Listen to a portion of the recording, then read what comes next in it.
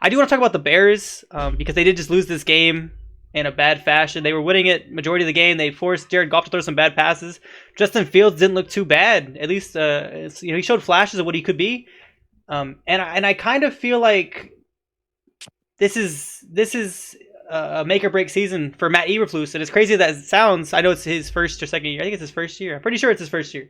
I could be wrong, and if I'm wrong, I'm sure one of you guys will tell me. But Matt Eberflus, make or break. I feel like they're in a situation where they might get a new coordinator, a new quarterback, a new general manager. They might just go clean slate next year based off how this season's going.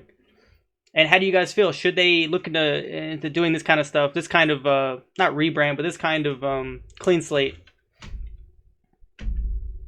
I kind of already answered this question. Oh no, we've definitely talked about this before, but I feel like it's been a couple weeks, and I feel like it's I think we can kind of get a true idea.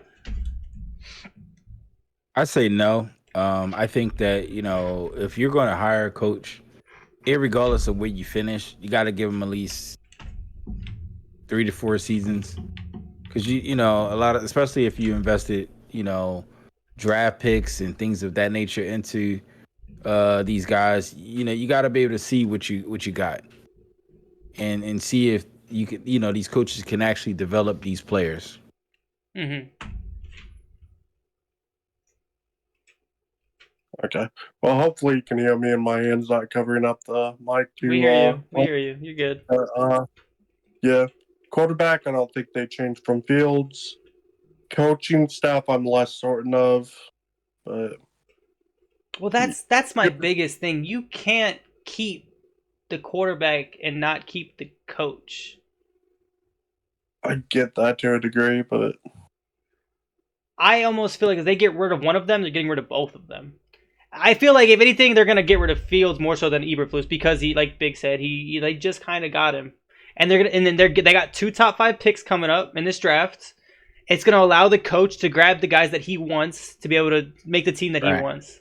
So I feel like if anything, I feel like Matt Eberflus is more safe than Justin Fields is. Cool. I feel like when it comes to these teams, like these teams that are not very good, these bottom end teams, there really should be a marriage between the general manager and the head coach. 100%. And if the GM is screwing you and not bringing in talented guys, what this is the National Football League. I mean, what are you supposed to do? And looking at it, it looks like Matt Eberflus is a second year head coach. I did want to double check myself because I wasn't 100% sure. This is his second year. Yeah. Oh, whoops. Yeah, Whitmans. I was gonna say yeah.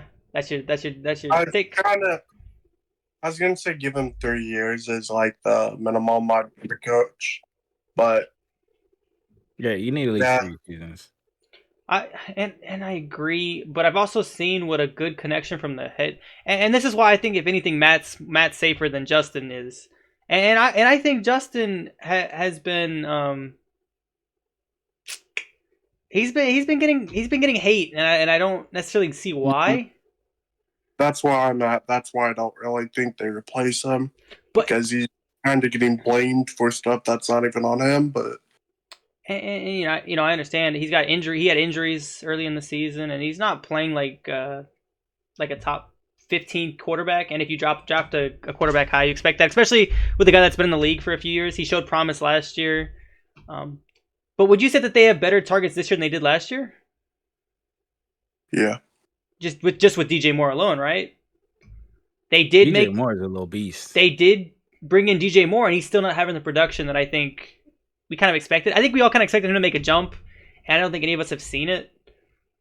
His line hasn't been the best, but I think his line's probably worse this year than it was last year, despite them drafting a tackle. I was gonna say they drafted that tackle. So you think that they should retool and just keep it how they have it with the same coach, same quarterback, and maybe draft a receiver, draft a lineman or something? I would not be surprised at all if that's what happens now. That's what I would do personally, probably. But Okay, but what if they're in the running for the number 1 pick? Which is likely because they have two top 5 picks. It's very likely. I would still probably take Harrison over Caleb, but I don't know how you can pass up on a guy that's looked as generational. Is he going to be generational? We'll see, because obviously these guys get these names and they end up not doing so well. Like look at Trevor Lawrence. Trevor Lawrence is not a bad quarterback at all, and he's pretty solid actually. We're talking maybe top 10, probably maybe. He was the number 1 pick. People looked at him like he was a generational type guy. Caleb has more hype than even he does, but Trevor Lawrence has proven that he's a pretty good quarterback, but he's not the guy that we expected him to be. I think a lot of us to be a top 3. Yeah, and Caleb's right after him, right? I just feel like, how can you pass up on a guy like that, especially for the fan base? Look at the fan base alone, right? What would you do if Caleb goes back another year?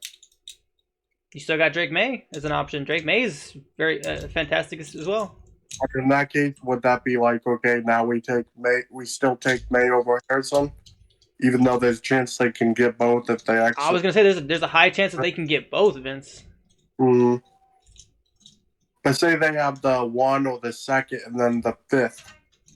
So either 1st or 2nd, then on top of that, the 5th. You're probably not going to get Harrison with the 5th. That's true, but you can always draft a tackle. There's plenty of good tackles with the 5th pick too. If you say the line's bad, again, they just drafted a tackle last year, so I don't know.